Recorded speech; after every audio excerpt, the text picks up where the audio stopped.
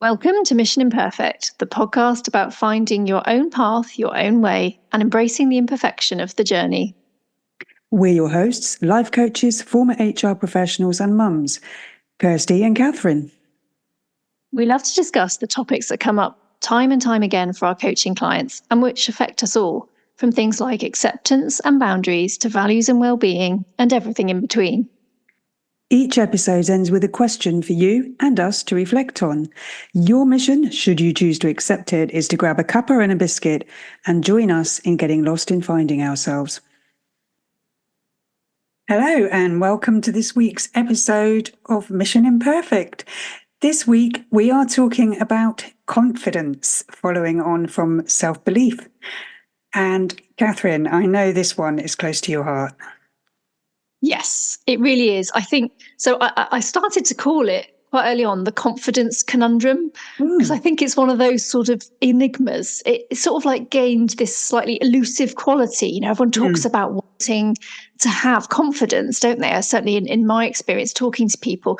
And sometimes I think we say it because we kind of assume it's something that will fix other things. So I think it's a really commonly wanted thing for people to have more of.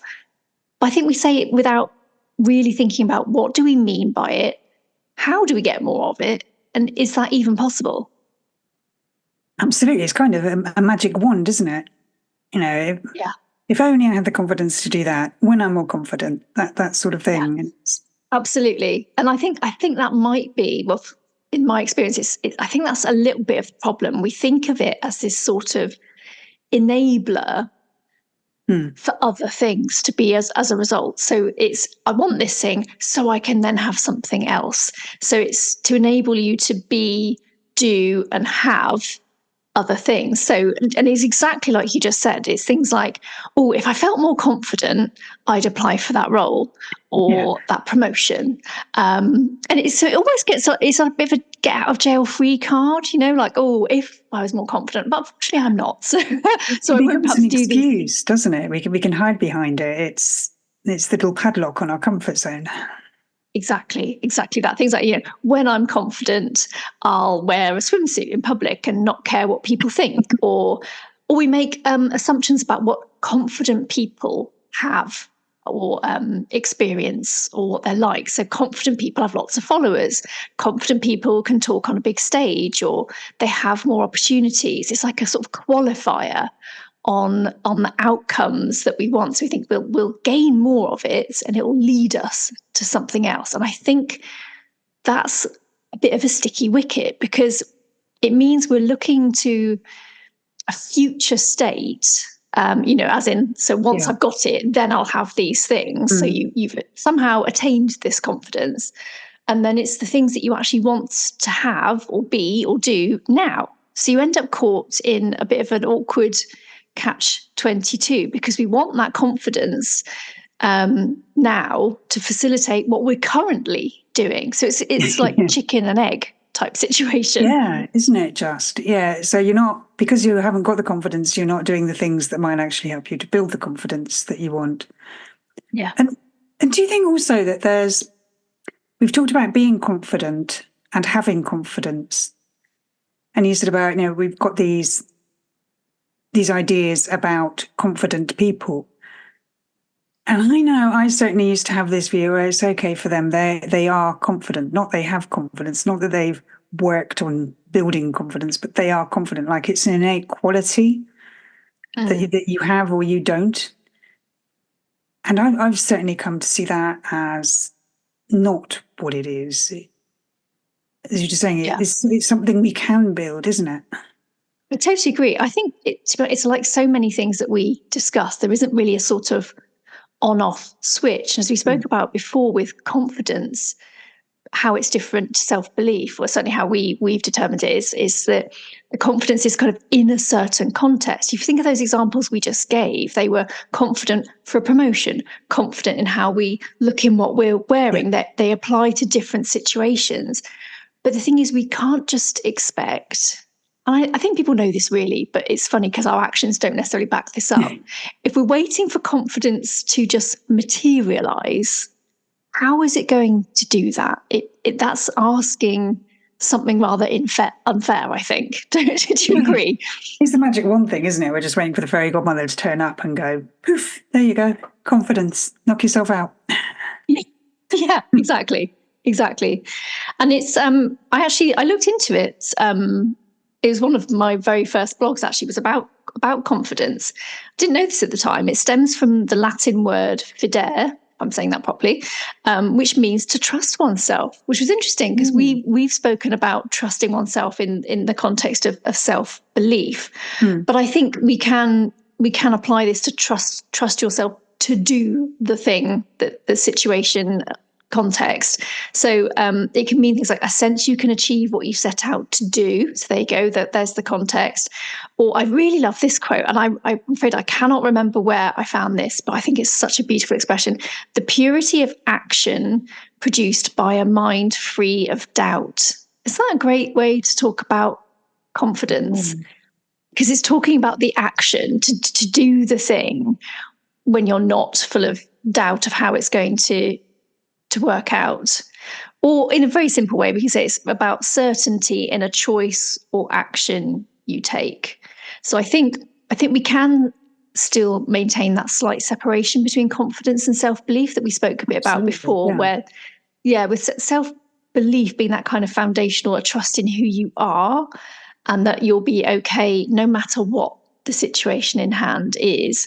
Whereas confidence is about, if you think of those words, achieve, choice, action's mentioned a couple of times. It's to do very much with that situational context. And I think confidence grows through experience, the learning, the failing on the way, and mastery. And I don't say mastery in that kind of become an absolute master in something, as we've spoken about before. We don't believe in perfection, but mastery in that sense of it's no longer new, terrifying, or unknown, all those things. And I think we go back to one of our favourite examples, Kirsty, is about being a confident driver, because we keep going back to driving, don't we? I think it's a really good example, because you can be full of self-belief that you will learn how to do it, but chances are you're probably not a confident driver straight away, right? Lesson one is probably likely you might get one of the pedals mixed up and stall or hit a curb. Not talking from personal experience there at all. Or get your directions confused and go the opposite way to the way you're told. That didn't happen to me either, not at all. No. We share the same sense of direction, don't we? Yeah. Apparently I indicated the right way, I just turned a different way. Oh, okay. That's possibly slightly more problematic. Didn't go well. Moving on. Yes. But the point is it's about achieving that future desired state, isn't it? Of being able to be independent, to drive, to get in the car, to not be taking lessons, doing all those things. We've had to have what I think is much more important first, and that's courage to take action and experience the process of learning to drive, that you're not going to be great at it straight away. You have to go through this experience of learning and mastery to get to that confident state. Yeah, that's where the self-belief kicks in, isn't it? That at the start you go, okay, this might go horribly wrong, this could be awful, but I can cope with that. I trust myself to cope with however this goes. And that's what enables you to get in that car and turn the key in the ignition, if modern driving cars have keys and ignitions. I still have an old-fashioned key and ignition car. But so when you've got that trust in yourself to cope, even if you don't do well, and I think that's one of the key differences with confidence. When you use the word mastery, I think there was a definition we looked at, the difference between the two in the episode on self-belief, and the word successfully came up. Confidence has a lot to do with actually knowing that you can do something and actually do it reasonably well. And that, exactly as you just said, all that, it's the learning and the doing that gets you to that point. Yeah, absolutely.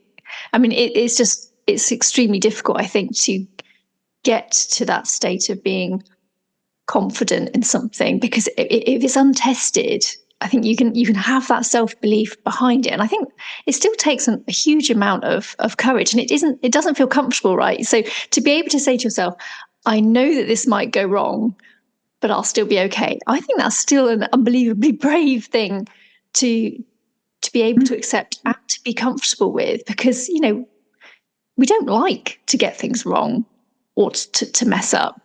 But if we can accept that that's part of the over the hump kind of thing of where we want to get to, otherwise we stay on this side. And that's why I think we have that problem with, if we wait for confidence, you're waiting for something that can't just appear of its own accord. Unless you happen to have that fairy godmother.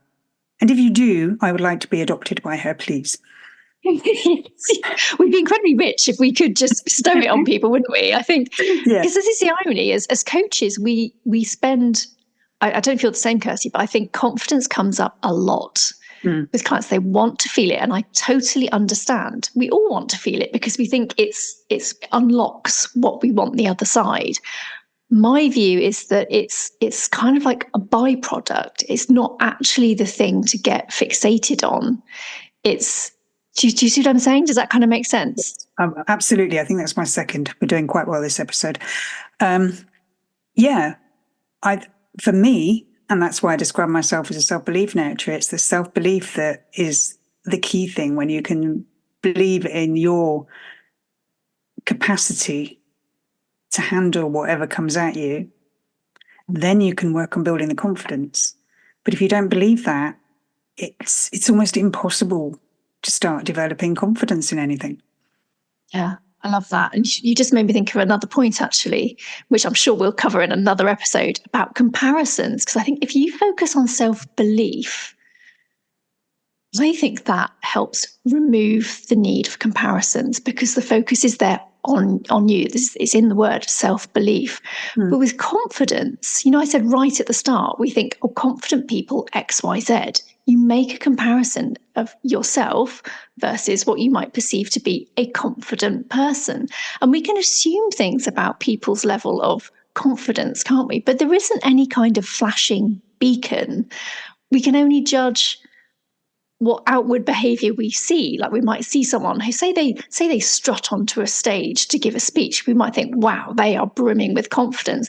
But for all we know, they've done that strut to make themselves get out there, because inside they are like a big pile of jelly. We don't know these things, do we? We don't really know what people are thinking or feeling when it comes to confidence. So I think it can be a bit of a gauge it's tricky.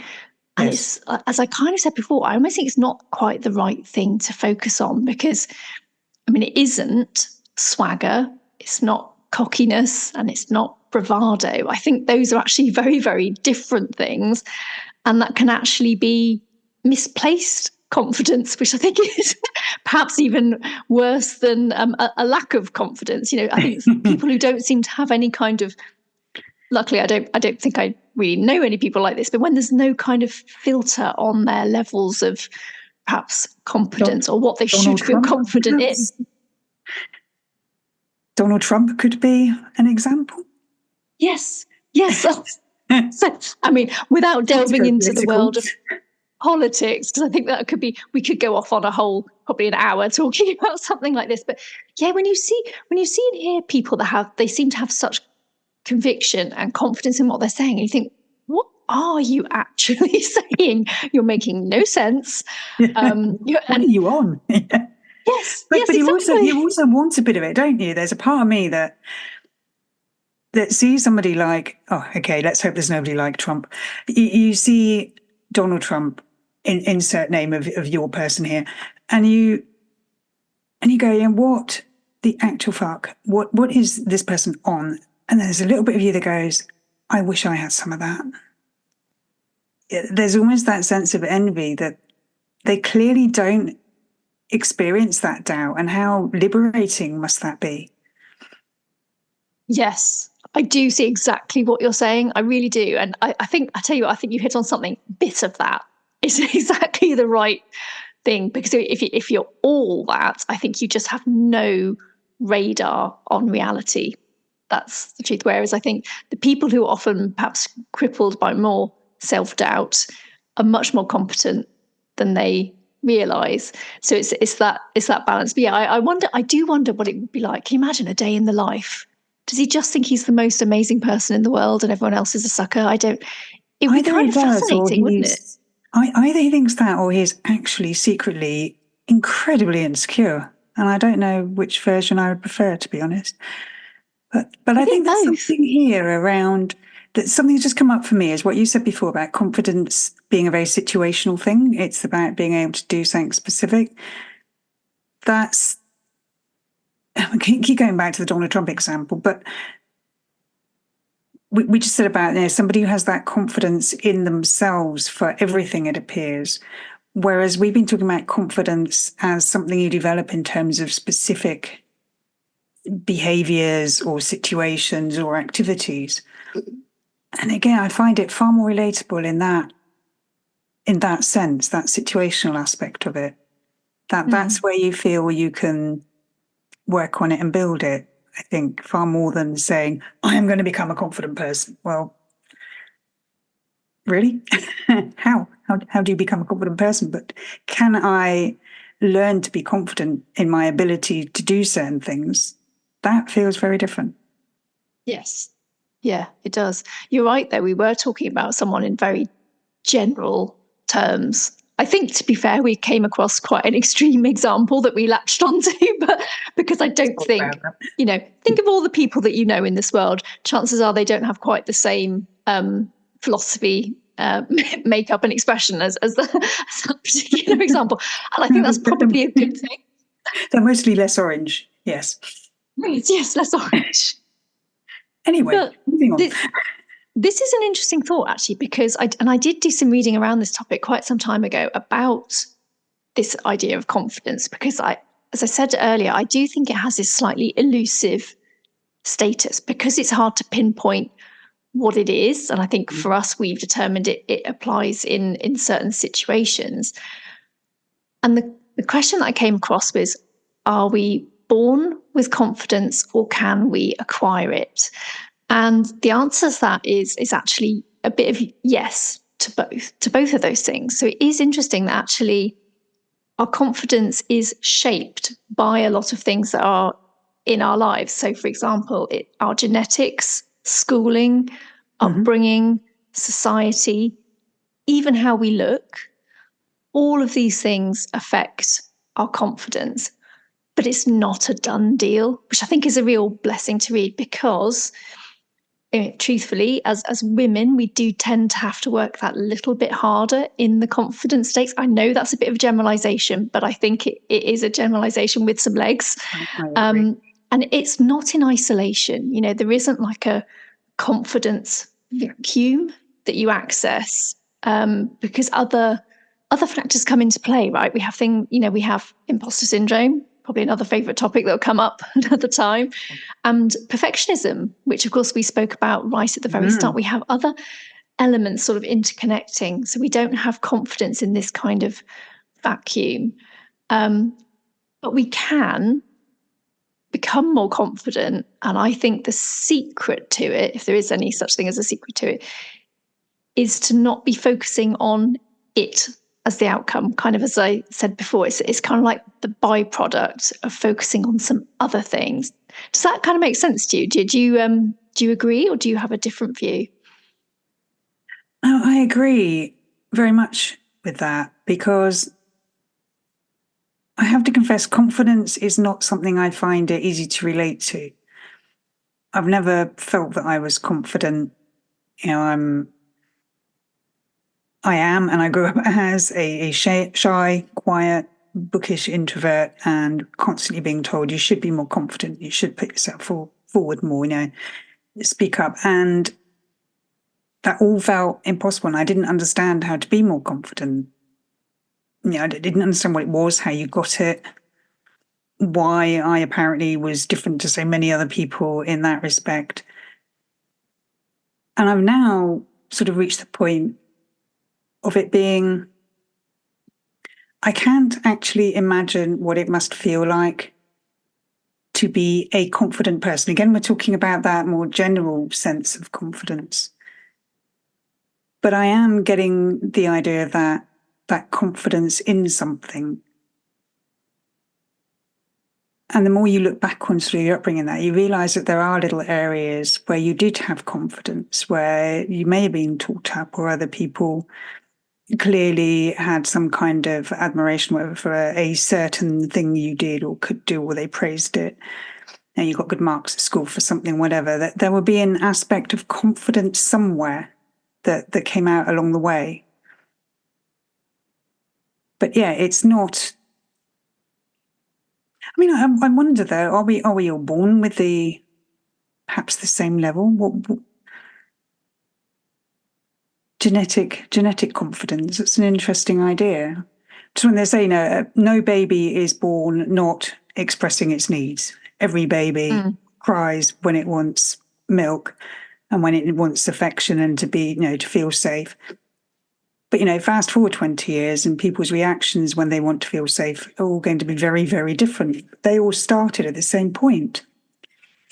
So what, is confidence like that? Do you think? Yeah.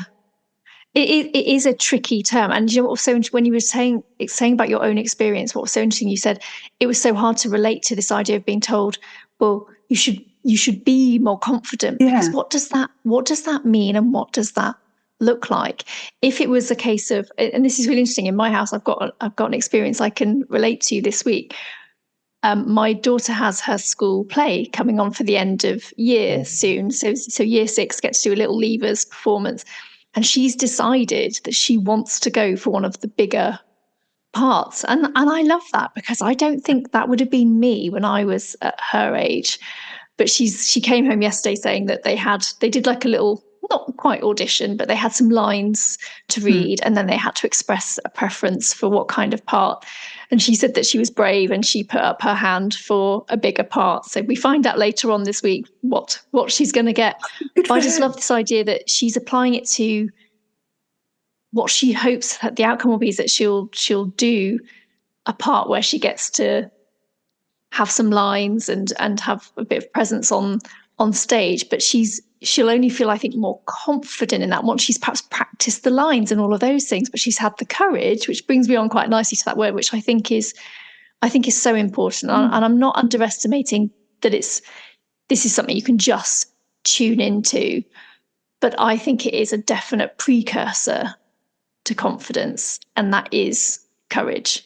It was the first blog I ever wrote, was courage comes before confidence. Even though they don't alphabetically, courage does come before confidence. Let's rewrite the dictionary. Yes, yeah, exactly. And the confidence is that sort of byproduct of having the courage to act. So instead of looking for the confidence, you try something new, you build that skill, you put yourself forward, as my daughter has just done, and then the confidence comes as the consequence later. Absolutely. And I think there's something there as well about the support you get in doing that, because some children probably wouldn't do that if they felt that, their parents would then be disappointed or annoyed with them if they didn't get the part. That might hold them back if they expected an uncomfortable reaction if they didn't succeed. Whereas if you know that you've got loving support that will support, too much support going on here, you've got that loving support that's going to cushion you through that. It's not going to sort of tell you that you're wonderful and everybody else is stupid, but it's just going to be kind and caring when things don't go right. That makes it so much easier to find that courage, knowing you've got that safety net. Yeah. So, and it ties back very nicely. Thank you. It talks about something you said very nicely about self-belief. I like that she's got the self-belief that it might be tricky. She'd have to learn the things, but she just wants to give it a go. And I love the fact that desire has slightly outweighed the fear part that she was potentially feeling about, it could be tricky, and what if I don't learn it easily, all of those things. But it's been outweighed by that kind of desire to see what's on the other side. And I think that's what it's like when you're learning to drive. I mean, God, I remember thinking, God, I can't wait for the time I'm not having lessons and I can actually drive by myself. But you have to go through the process, don't you, to get there? Which leads nicely on to one of the other things I think we have to focus on, and that is competence, not perfection, competence, because I think we get caught up in not being perfect. Obviously, we have quite strong views that perfect it doesn't exist, so we don't need to get too consumed about that. Absolutely. But we do need to give ourselves recognition for our competence as well. And, outward displays of what we think might be confidence is actually quite different to maybe like a quiet determination to keep going, to do the best job that you can. And you don't have to have that swagger or the loudest voice in the room to have your confidence develop through that belief in your competency, the things that you are capable of, that you can do. And it's a bit of a shame because it's kind of a hindsight thing, isn't it? Realizing what you are capable of, you realize it after the event. Yes, you don't always recognize what you're achieving, or that you might have done it better or easier than others, but you're so busy feeling inadequate or scared or whatever it is that you don't see that until later. And that is probably a huge barrier to building confidence. Back to comparing yourself. When you're making that comparison to others, you don't see what you are actually doing well. Yeah. And I think the other two things, so we've mentioned courage, we've mentioned competence. These two are sort of a C with a self in front. So we've got some self-compassion and self-criticism.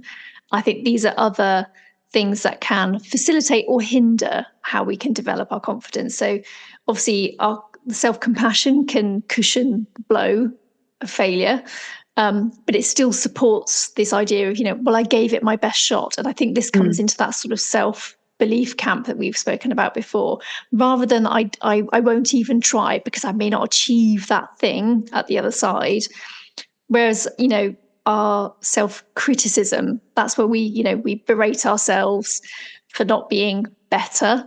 But if we can try and dial that one down and dial up the compassion and cut ourselves a bit more slack, I think we actually will give ourselves much more opportunity to demonstrate that courage without it feeling like such a hurdle. Yeah, I mean, the compassion side of it, whether it from yourself, because we can be very bad at doing that, and from being around the right people as well, the people who will, like we just said, around children can be scared to try something if they feel they're going to face parental criticism in the event of failing.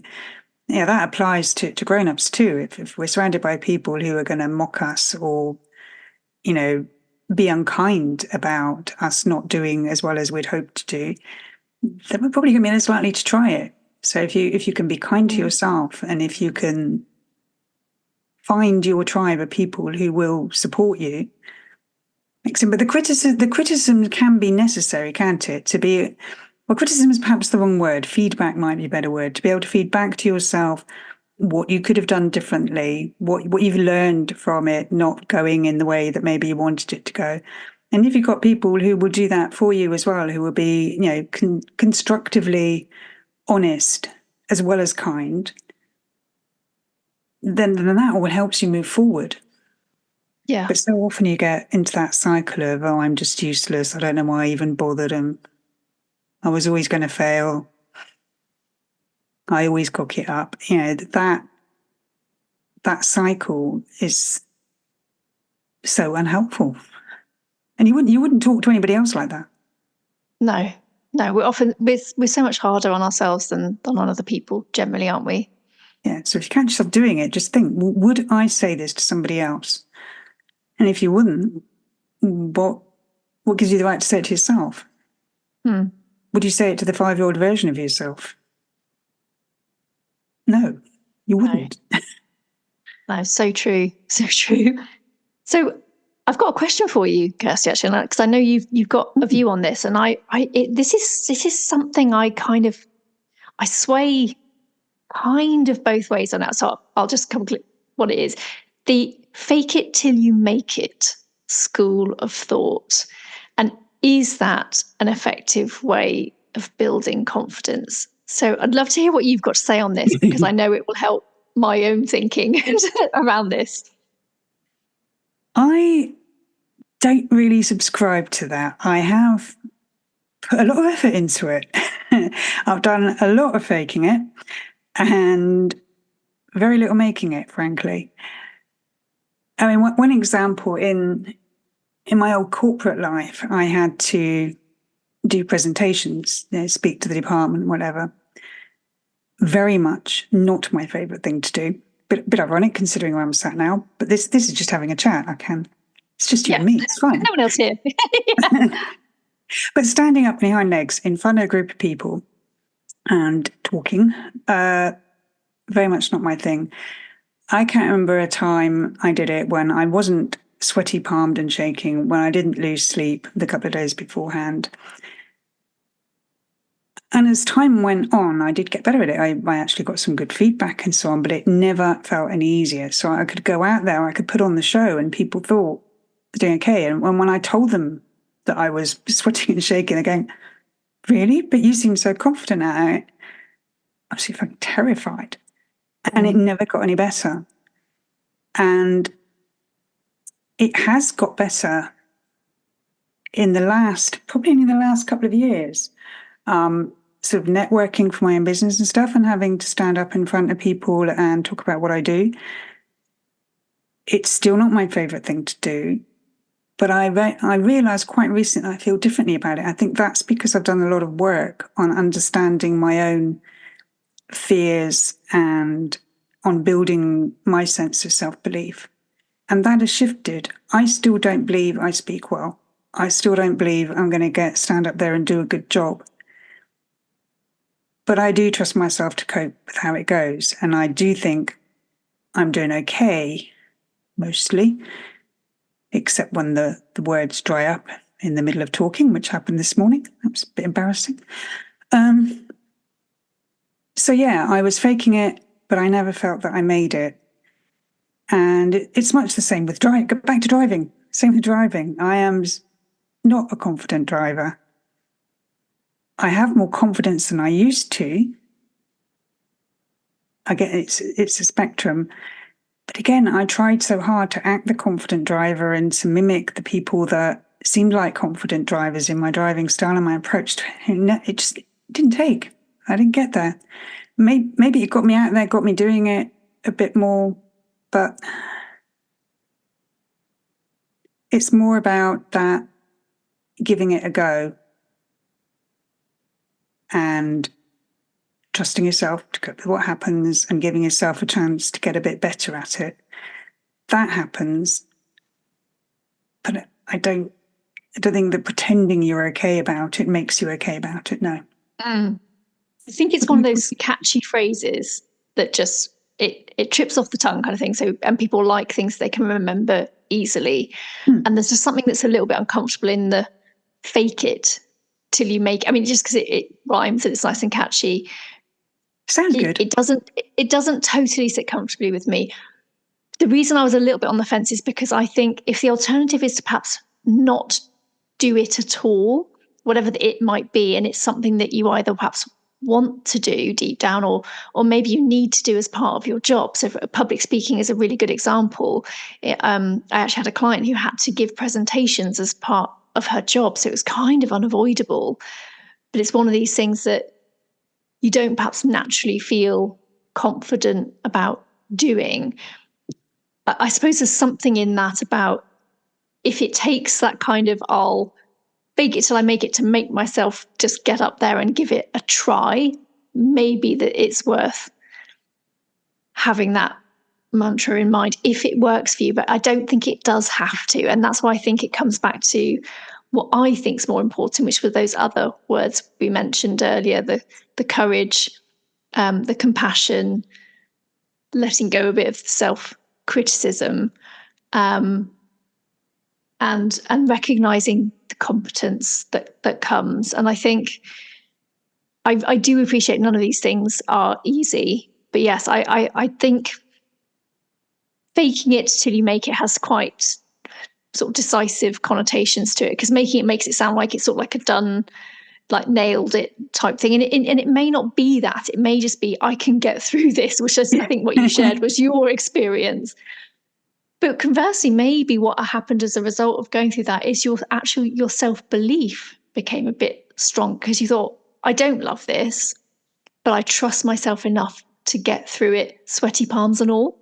Maybe that was more how it worked. Definitely. I think that's an excellent point. Yeah, it helped me grow my self-belief, and that matters. And maybe there's something here too about, it's okay if you're not confident. We put a huge emphasis on it. I mean, we are a society that tends to favour sort of that confident, extroverted, go-getting mentality. But you don't have to be like that. I mean, I have listened to sort of TED Talks or whatever, where the speaker has got up and started by confessing that they're absolutely terrified. You don't have to play the confidence card every time.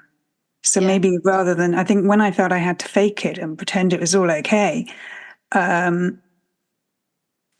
was criticizing myself more for the fact that I was having to fake it than if I'd just gone, you know what? I'm not at all confident about it. I'm going to go out and do it anyway, but I'm not confident. And that's okay. Let's just get on with the thing and focus on the thing and stop worrying about the fact that I'm not confident. Yeah. Love that. Let's share some of our favorite, as we like to do, some of our favorite quotes on our confidence. So I actually have one of my own. So mine is, don't wait for confidence to come. Have the courage to take action now. The confidence will come later. Yeah, there's one that always comes up for me, which in various forms is attributed to Henry Ford. And it doesn't directly mention confidence, but it's, whether you believe you can do a thing or not, you are right. And I think that's quite a nice summing up of what confidence boils down to. Yeah. Interesting, isn't it? Because it's got the belief in it. It is about a certain thing. So yeah, I can see it's absolutely relevant to our subject of confidence this week. I also like this one. This is Arthur Ashe. It says, start where you are, use what you have, do what you can. I love that. Really simple. Nothing, there's no kind of sort of, that kind of, you should be doing this, or any of that kind of mentality to it. It's just, it's very sort of simple. And I think it encourages people to take the next step, I think. And my absolute favorite, I found this one just recently, and I think you'll love this one, Kirsty. Marvin Phillips, the difference between try and triumph is a little oomph. That's brilliant. I think that's just genius. I know we talked about catchphrases catching on maybe for the wrong reasons, but this one I just really like that, because I think that emphasizes that little bit of courage taking you over the line. So I just thought, isn't that a great quote? That is brilliant. And the Arthur Ashe quote, what that brought up for me was acceptance. There's a huge amount of acceptance there. This is where you are. This is what you've got. Do what you can. Rather than that, if only there was just that or the other, when I've got this and the other. It's just acceptance. This is where you are. To go a bit Yoda, do or do not. Yeah, love that. So let's end with our question for everybody listening on the topic, confidence. And obviously we will answer as well ourselves, although I think we both have a very similar view on our answer for this one. And it's to think of something you're confident doing, and then to think around it a little bit more. Like, has it always been this way? Chances are it wasn't. And why is that? And what changed? And can you apply all of that thinking around it to something in your life that you'd like to feel more confident at now? And I think, as you and I both have realized, that we feel a lot more confident now talking to people about what we do as life coaches. But certainly for me, it wasn't always this way. It was like, and I think you share a similar thinking around this is that for me, it was like a new identity, like a piece of clothing to put on. Not a superhero cape quite, but you know what I mean? It was like putting on a new identity, and I wasn't used to wearing it. I had a very recognizable former employed role. You know, people have an understanding of what an HR manager is, even if it's a slightly wrong understanding, at least they can grasp it. Whereas life coach feels like a big question mark for a lot of people. And I didn't feel confident, I guess, in adopting that identity and explaining it to people. Or I think perhaps people might wonder, well, why has she gone from this, which I do understand, to this, which I don't?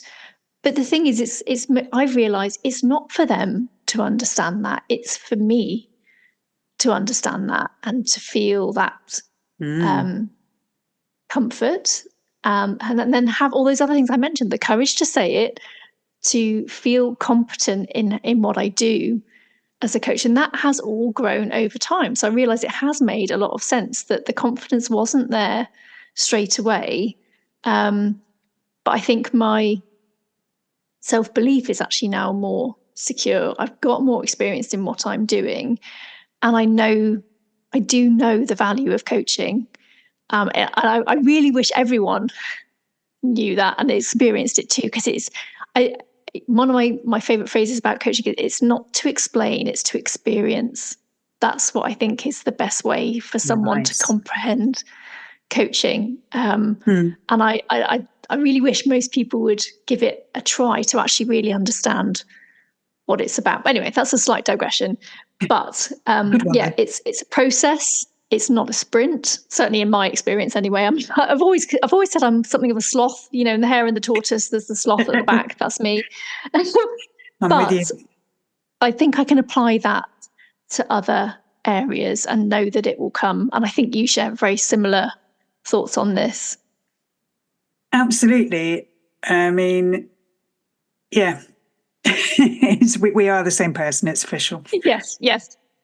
Yeah, I can so relate to all of that. And yeah, that identity piece. I mean, when I first started trying to show up on social media as a coach, I would only ever use the business page I'd created. And I was terrified about sort of people I knew personally on my personal profile, sort of following that or seeing it. And because it just felt like such a different version of me, and that I didn't know quite how to join up the two kinds of identities.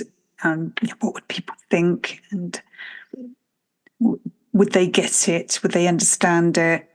Would they think I could do it? You know, the comparisons and that whole idea that you have to just emerge fully formed and be able to do it perfectly was crippling. So yeah, I did not feel confident identifying as a coach, showing up as a coach online, and that's pretty problematic when you were trying to build a business and earn a living doing something. Yeah. And it's not ironic. It's a perfect example that the coaching that I've had, the work I've done on myself, has been absolutely key to developing the confidence to stand up, whether it's one-to-one, whether it's the people I know, whether it's strangers, whether it's in a room full of other people, to actually talk about what I do with courage and with conviction, to be kind to myself if I don't do very well, and to keep a lid on the criticism. That, you know, the coaching allows you to dig into what's going on, what's driving all that, and what's stopping you from moving past it, and what the benefits are to you doing that. We talked before about a lack of confidence is like, you know, what allows you to stay in your comfort zone. And I think that's so true. When I'm like, you know, so like your daughter, her desire for that part, for that bigger part, is allowing her to push through that sense of, got to go through this bit. When you want something, when it matters to you, you're prepared to dig a bit deeper and to do what it takes. Yeah. And once you've done that on something that is important to you, perhaps it becomes easier to recognize it and apply it in other areas of life. Yeah, absolutely. I think applying it to the most important areas is definitely where to start, right? Because otherwise we're not living in a way that is true to what we really want and what we're capable of and what we could actually achieve. So I think we can say that we're not downplaying confidence by any means. I just think there's a way of looking at it, which is almost like you don't look at it directly. It's the thing that's to the to the side, if you know what I mean. And I hope we've helped explain that in a way that people can relate to. And I hope that answering the question about something that you feel confident doing, because sometimes we don't give ourselves recognition for those things, right? So if we're asking people to actually focus on that and then think around it, they might realize they can translate some of that to other areas, as we have done. Like, we have realized we haven't necessarily felt confident in certain areas, and yet it has grown and it has developed. And who knows, we might even say we're confident podcasters in give us another, maybe year or whatever it might be, who knows. But it could just feel a bit more natural, but we're having the courage to do it and hopefully growing our confidence in doing it as well. Yeah. I mean, when you first talked about a podcast, my reaction was, no, I couldn't possibly do that. But taking that,